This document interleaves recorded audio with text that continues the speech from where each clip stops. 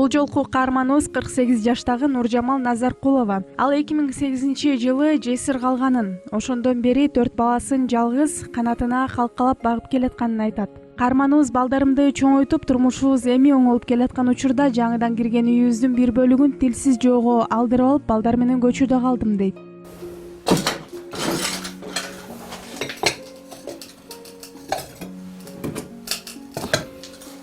Сокулуктун Орок айылында жайгашкан дал ошол үйдү жеринен каарманыбыз өзү тааныштырып берсин.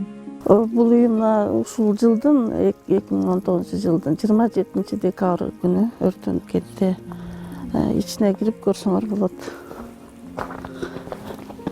Бул үй негизи 2002-жылы жолдошум салган бул үйдүчү. Сатып алганбыз жер участокты. Салып анан киргизген. Чала була бүткөн үй, эми тургузуп бизди киргизбей өзү 2 ай эле жашап каза болуп калды, ооруду да. Анан кирсеңер, көрсөңөр. Мынакей бул жагы мондай, ушундай. Бул жагы болсо мен өзүм неме болду тиги. Балдарым жаш калды, жумуш чыккан жерлерде иштеп жүрдүм. Анан 1,5 жыл ушу эмгектен Туркияга кеткем. Анан ушул жылдын декабрдын 18-и, декабрдын 10-у, то есть 10-у келдим бул жака. Анан бул кырсык декабрдын 27-си чыкты. Улуу балам жашачы, улуу балам мынакей ушул комнатаны жасап аткан. Мынакей жашына калып жасаган бүт баарын. Жашына калып жасаган. Кырсык болгон күнү мен үйдө жок болчумун, балам бар болчу. Балам ошо кечинде компьютерный клубка кетиптир. Улуу балаңызбы? Улуу балам 27 жашта балам. Өзүм негизи 4 балам бар. Бирөө 22 жашта, 18 жаш, анан 10 жашта балдарым бар. 2 кызым, 2 эркегим бар. Ошо балам айтат, компьютерный клубка кеткем, апа, келсем үй өртөнүп атыптыр дейт. Мынакей. Бул жерде могул сайрып турчу могул обогреватель. Бул иштечи эмес. Бул иштечи эмес. Бул жерде линолеумдар, анан берден тамактанчы. Ошол. Анан мен келдим, бул жагына жатып, карап өзүм эме турчум да. Анакей мыналар баары өткөн көрүп отурсаңар өзүңөр. Андан ары ал дал ошол өрт кырсыгы болгон күндү эстеди. Мен эмеге кеткем, бир туугандар каза болуп ошол жакта болчумун. Анан эртең менен бир буякта кошунам чалды, куле эже, какта жүрөсүң, ушундай үйүңдө өлүп чыгып атат. 8 мартка отуруп алып келдим. Уже саат канчалар точно билбей атам, 10-дордон өтүп келдим, келсем уже өчүп калыптыр. Эч ким жок, келсем баламда барды, жок кошуналар. Келдим, бул жакты карадым. Анан тиги эме болду. Кошунам келди, айтты ушундай үйдөн өрт чыкты деп. Айыл өкмөтү келиптир. Айыл өкмөтү келип, ошо бүт буякта тартып алыптыр, ал да видеого тартып көрүшүптүр да, кыскасы кошуналардын баары көрдү. Ал учурда балдарыңыз кайда эле? Балам үйдө эле экен, балам үйдө өчүрүп эмете албай койдум дейт. Ошо үстүндө кийимдердин баары өрттөнүптүр, буттары дагы эметип кетиптир, күйүп кетиптир. Өчүрө албай койдум дейт. Анан кошуналар келишиптир, ошо кошуналар, Гүлай эже бул кошунам чакырыптыр, кошуналар келишип анан баарынча эме кылышып, өртчүрүп, анан кетишиптир ошо кошуналар жардам берип. Ушу балам аман калса экен деп келдим ошо анан балам да өзү шок болуп, азыр стрессте жүрөт да, аябай шок болуп. Турмуштун сыноосуна сынбай суукка тоңуп, ысыкка күйүп, алдынан чыккан жумуштун баарында иштегенин, колунан келишинче каражат топтоп, мына эми өз үйүндө балдар менен биргеликте жашайм деп турганда ушул кырсык болуп кетти деп каарманыбыз көзүнө жаш алды. Балдарым жаш калды, эч жактан деле мындай помощь болгон жок. Жалгыз иштеп өзүм чоңойттум балдарымды. Иш болгондо иштеп калам, болбосо жок. Ошентип кыйынчылык. Муру негизи базарда иштечүмүн, базарда жанагы торговляда жүрчүмүн, ал жерден да местамды жоюп коюшту да, кыскасычы, жоюп коюшту. Анан магазиндерде пол жууп, идиш жууп дегендей, билесиңер.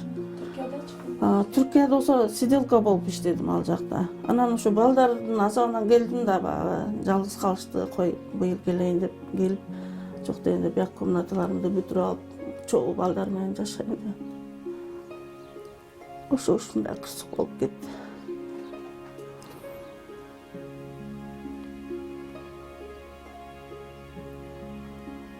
кыйналыш окатта эле жүрдүк да. Эч жактан деле жардам болгон жок. Жолдошума пенсия чыгарткан 3300 чыкчы. Ал деле билесиңер да азыр ушул заманда.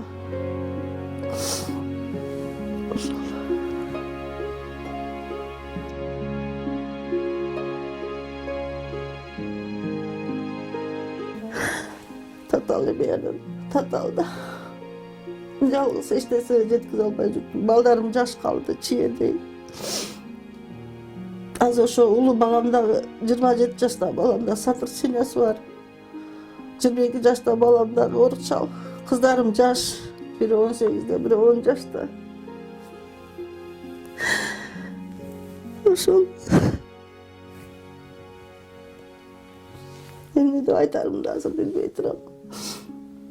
Өрт жалмап кеткен үйдү кайрадан калыпка келтиргенге чейин көчүп конуп жүргөн эне кыздарын кыйналбасын деп эжесинин жанына алып барып бергенин айтат. Кызым ошо эжем, 2 кызымды Каракөлгө эжемкине алып барып таштап койдум. Окушат, азыр ошол жакта окуп атышат. Каяка алып барам, мондай кышында азыр шарт жок. Ошо эжем кичине карап ушу эметип туруңуз деп алып барып азыр окуп атат, ошол жакта кыздарым экөө тең окуп атат. Мектебин котордуңузбу? Мектебимби? Котордум, бул жакта окушчу. Андан ары каарманыбыз үй өрттөнгөнгө чейинки кыялдарын айтып берди. Өзүм берки комнатасына келип, ушул жака кирип жашайын деп мечта кылып аткам да. Ошол анан мынакей багы жокко дагы жок болуп, кырсык болуп калдым мынтип. Кырсык болуп калды. Өтө аянычтуу болду да мен үчүн. Кышында болуп атат бул окуя дагы. Үй өрттөндү. Эмнеден өрттөнгөнү дагы белгисиз болуп калды. Белгисиз болуп калды. Ошо проводдон чыкты деп ойлойм да, балам дагы айтып атат, ушу проводдон эле чыкты. Себеп постоянно жана обогрев коюлуп турчу, башка көрүп атасыңар печкам жок, от жагайын деп. Шартымды көрдүңөр да өзүңөр деле мынакей. Ушундай шартта жашап келдим, кыйналыш, кысталыш шартта. Туркияда эмгектенип жүрдүм. Ал жакта бирок барганда сразу эле мага жумуш болуп кеткен жок. Жарым жылдай кыйналдым. Ал жакта да тил билиш керек экен. Бир күнү болсо, бир күнү жок, бир күнү болсо, бир күнү жок ошентип жүрдүм, бирок бир жылдай сиделка болуп иштедим. Анан тиги комнатаны жасагам, берки комнатаны негизи өзүм келип эме кылдым. Бир аз кичине акча менен келдим. Анан биякта бир бала бар, Кубат деген. Ошого эже мен жасап берейин макул дегенен ошого берип акчаны берип жасатып аткам. Бир ай өткөн да жок да ошондо 27-си, ошо 17 күндөн кийин өрттөндү. Күчтүү эне бул кырсыкты да жараткандын сыноосу деп кабыл алганын, учурда кайрымдуу инсандардын жардамы менен тиричилик өткөрүп атканын айтты. Эми бул да Кудайдын сыноосу, эмне кылам, башыма келгенин көтөрөм дедим да. Ошо баламдын тирүү калганына сүйүнүп эле жүрөм. Анан эмне кылайын, азыр батирде турам. Кыйналыш, азыр да кыйналыш окатта жашап атам. Кыйналыш эле болуп атат. Азыр бир матрасым бар, бир журканым бар. Анын дагы ар жакта бир одноклассниким бар, ошол берди. Азыр ошол эле шартта жашап атам. Аны эми анча-мынча мындай өзүмдүн билген эмелерим, кашык, кушук, чайнек, чүнөктөрдү алып келип берип атат. Анан өлбөгөн оокат өтө берет экен, жашап атам, эмне кылайын анан? Жашап атам. Ошол. Бир комната мындай кичине кухнясы бар, ал жактан тамак жасалат. Анча-мынча кайрымдуу элдер бар экен, кичине 1000 сомдон эметип берип коюп атышат. Ага печка алып келдим бир нечта деген. Кичине кастрюлям бар, сковородка бар, ага тамак жасайм. Ошондой. Ошентип күн кечирип атам. Жолдошум болгондо мындай болбойт болчу, каяктан болот эле. Ал жанымда болмок, экөөбүз чогуу иштемекпиз, чогуу кеңешип, таңашып дегендей көп нерселер жасабайт белек. Жалгыз бой кыйынчылык эле да, жалгыз бой кыйын эле. Кыйналган күндөрүбүз болду. Ачка да калдык, ток да калдык, иштебей калган, үйдө жатып калган күндөрүм да болду. Базарда иштечү элем анын местаны ошо жоюп коюшту, себеби дегенде жана аварийный жолдордо туруп мөмө жемиш сатып оокат кылчумун. Кыйналып, кээде ачка калган, ток калган, ачык жабык калган күндөрүбүз болду. Кыйынчылык көп эле болду. Ошонун айынан ушул эмеге туш келип калдым да, эми жалгыздык деген баары жалгыздык да. Бирок эми үмүт деген бар экен, баары үмүттөнүп жашап атам да эми.